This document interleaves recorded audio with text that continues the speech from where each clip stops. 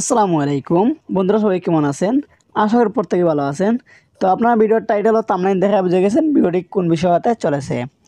2024 সালে আপনি এসে যদি একটি ই পাসপোর্ট করতে চান তো আপনার কি কি ডকুমেন্টের প্রয়োজন পড়বে তো জানতে পারবেন আজকের এই ভিডিও থেকে, এবং আপনার কত টাকা খরচ হবে কোন পাসপোর্টের জন্য।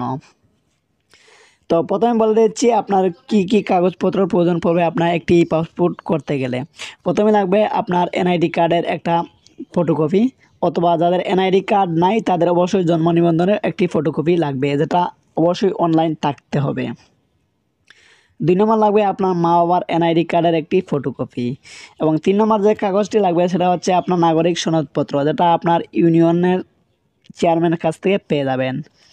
এবং 14 নম্বর যে কাগজটি লাগবে সেটা হচ্ছে আপনার পেশার প্রমাণপত্র, যেমন আপনি চাকরিজীবী হলে যে প্রতিষ্ঠানে চাকরি করেন সেই প্রতিষ্ঠানের প্রত্যয়নপত্র, এবং আপনি ব্যবসায়ী হলে অবশ্যই আপনার ট্রেড লাইসেন্সের একটা ফটোকপি লাগবে যেটার মেয়াদ রয়েছে, এবং আপনি স্টুডেন্ট হলে অবশ্যই শিক্ষা প্রতিষ্ঠানের প্রত্যয়নপত্র লাগবে, এবং আপনার শিক্ষা প্রতিষ্ঠানের সর্বশেষ সার্টিফিকেট লাগবে। যেমন আপনি এসএসসি পাস হলে তো অবশ্যই আপনার এসএসসি পাস একটি সার্টিফিকেট লাগবে, এবং আপনি বেকার হলে তো অবশ্যই আপনার বেকারের একটি সার্টিফিকেট লাগবে, যেখানে আপনার ইউনিয়নের চেয়ারম্যানের কাছ থেকে বললে অবশ্যই সেটা ইউনিয়ন চেয়ারম্যান আপনাকে দিয়ে দিবে।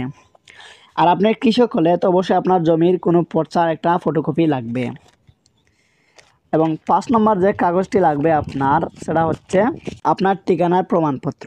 তো আপনার ঠিকানার প্রমাণপত্র হিসাবে অবশ্যই আপনি বিদ্যুৎ বিলের একটি কাগজ দিতে পারেন, তো সেটা আপনার ঠিকানা প্রমাণপত্র হিসাবে থাকবে।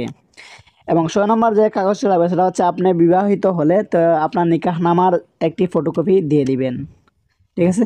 তারপরে এই কাগজগুলো নিয়ে আপনি কি করবেন, অনলাইনে আবেদন করবেন, এবং অনলাইনের ফর্ম এবং আবেদনের 3 কপি কাগজ সাথে নিয়ে তারপরে পাসপোর্ট ফি দিবেন। তো আপনার পাসপোর্টের ফি অবশ্যই অনলাইন বা অফলাইনে দিতে পারবেন। তো ফি প্রদানের একটা রসিদ সংগ্রহ করবেন, এবং সেই পাসপোর্টের ফি দেওয়ার যে রসিদ রয়েছে সবগুলা কাগজ একসাথে অ্যাটাচমেন্ট করে নেবেন। তারপর আপনি কি করবেন, পাসপোর্ট অফিসে যাবেন। সেখানে গিয়ে অবশ্যই আপনার ফিঙ্গারপ্রিন্ট দিবেন, পাসপোর্টের জন্য ফটো তুলবেন, এবং আপনার নির্ধারিত সময়ে আপনার পাসপোর্টটি পেয়ে যাবেন। এবং আপনার পাসপোর্টের কত টাকা খরচ হতে পারে তো আপনি একটি চার্ট দিচ্ছি আমি, এই চার্ট থেকে আপনি দেখে নেবেন। পাসপোর্টের ধরন অনুযায়ী পাসপোর্টের খরচও এক এক ধরনের হয়ে থাকে। তো নির্ধারিত সময়ে আপনার পাসপোর্টটি চলে আসবে, এবং তারপর আপনার কাঙ্ক্ষিত দেশে ভ্রমণ করতে পারবেন। তো এই ছিল আজকের ভিডিওটি। তো ভিডিওটি কেমন লাগলো অবশ্যই কমেন্ট করে জানাবেন, এবং আপনার কোন ধরনের ভিডিওর প্রয়োজন আপনারা অবশ্যই কমেন্ট করে জানাবেন। ধন্যবাদ সবাইকে।